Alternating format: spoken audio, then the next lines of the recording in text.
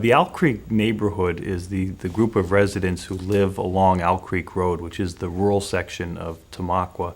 And they're very proud of being from Owl Creek. And it's the valley where the Owl Creek runs through, and it intersects with Route 309.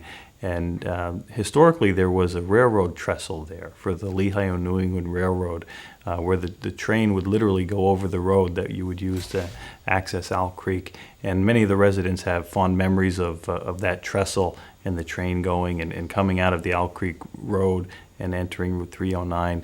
We had a group of residents who wanted to recreate that feeling as they entered their neighborhood, even though it's a rural neighborhood. So they began to work on a project to build a retaining wall and a beautifully landscaped retaining wall to mark the entrance to the Owl Creek area. The biggest change in the Owl Creek Valley, which is the southeast of Tamaqua, but we are with the borough of Tamaqua, was first the two walls that Representative David Argold helped us acquire grants for at the intersection of 309 and Owl Creek Road.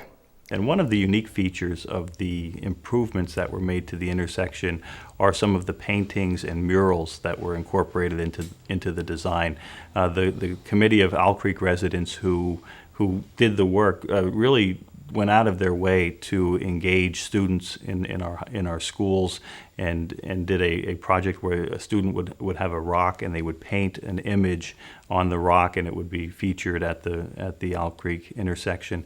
There's also some beautiful paintings that were done and murals on the stones at the intersection that highlight some of the important sites in the Owl Creek neighborhood. There are several historic areas of the Owl Creek Valley. We have the 1910 one-room schoolhouse out there, and I think there's only like 10 one-room schoolhouses in America, and we have one. And is besides, right, or how could I say, adjacent to that schoolhouse is our beautiful reservoirs, our Owl Creek reservoirs.